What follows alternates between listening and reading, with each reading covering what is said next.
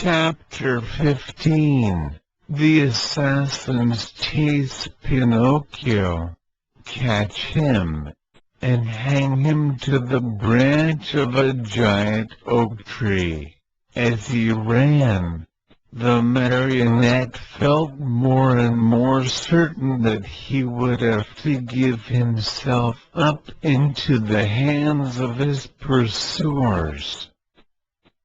Suddenly he saw a little cottage gleaming white as the snow among the trees of the forest.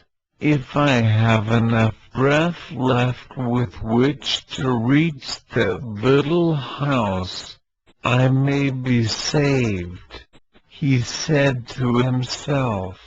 Not waiting another moment, he darted swiftly through the woods, the assassins still after him.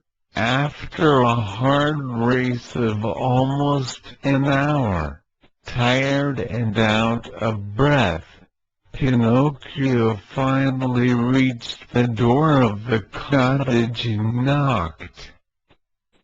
No one answered. He knocked again, harder than before, for behind him he heard the steps and the labored breathing of his persecutors. The same silence followed. As knocking was of no use, Pinocchio, in despair, began to kick and bang against the door, as if he wanted to break it. At the noise, a window opened and a lovely maiden looked out. She had azure hair and a face white as wax. Her eyes were closed and her hands crossed on her breast.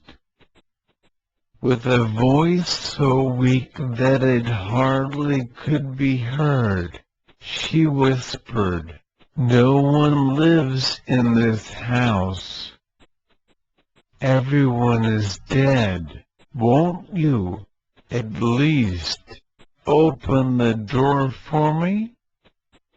cried Pinocchio in a beseeching voice.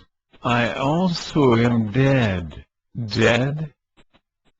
What are you doing at the window, then?" "I am waiting for the coffin to take me away." After these words, the little girl disappeared and the window closed without a sound.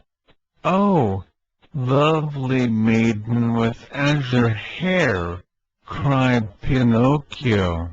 "Open, I beg of you. Take pity on a poor boy who is being chased by two asses." He did not finish, for two powerful hands grasped him by the neck and the same two horrible voices growled threateningly, "Now we have you."